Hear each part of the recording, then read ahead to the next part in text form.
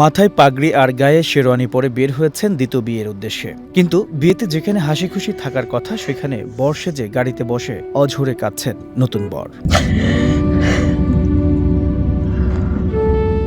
এর পরের দৃশ্যটি আরও হৃদয় বিদারক। হঠাৎই গাড়ি থামান রাস্তার পাশের একটি কবরস্থানে। বিয়ের সাজে সজ্জিত অবস্থায় তিনি নীরবে এগিয়ে যান একটি কবরের পাশে। কিছুক্ষণ মাথা নিচু করে দাঁড়িয়ে থেকে শুরু করেন কবর জিয়ারত, যেখানে চিরনিদ্রায় শায়িত আছেন তার প্রথম স্ত্রী। যে হৃদয়স্পর্শী দৃশ্য নাড়িয়ে দিয়েছে স্থানীয় মানুষের মন।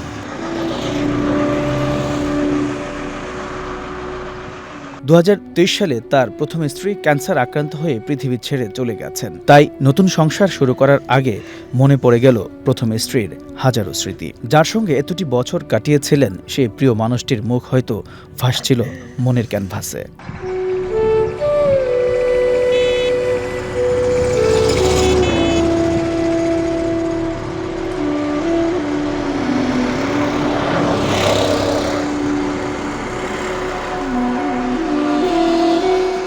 রিয়াদ নামের এই ব্যক্তির এমন দৃশ্য দেখে সহজেই বোঝা যাচ্ছে তিনি স্ত্রীকে কতটা ভালোবাসতেন। তিনি হয়তো কখনো ভাবেননি প্রথম স্ত্রীর জায়গা এত কম সময়ে দখল করবে দ্বিতীয় স্ত্রী। কিন্তু বাস্তবতা বড়ই কঠিন, যেখানে মৃত্যু এক অনিবার্য সত্য। তাই তো এমন বাস্তবতা সহজে মেনে নিতে পারছেন না এই মানুষটি।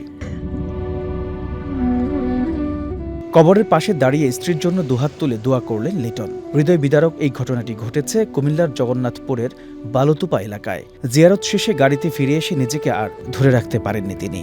অঝরে কাঁদতে থাকেন গাড়িতে বসে। জীবনের নতুন অধ্যায়ে পা রাখার মুহূর্তেও প্রিয় মানুষের স্মৃতি তাকে যেন অক্টোপাসের মতো আচ্ছন্ন করে রেখেছে। এই দৃশ্য দেখে আবেগ আপ্লুত হয়ে পড়েন পথচারী ও স্থানীয় বাসিন্দারা। অনেকেই রিয়াদের প্রশংসা করে বলছেন, এটাই সত্যিকারের ভালোবাসা, যা সময়ের সঙ্গে মুছে যায় না। ভালোবাসা, হারানোর বেদনা এবং জীবনের নির্মম বাস্তবতার এক নিঃশব্দ গল্প যেন ফুটে উঠেছে এই একটি মুহূর্তেই।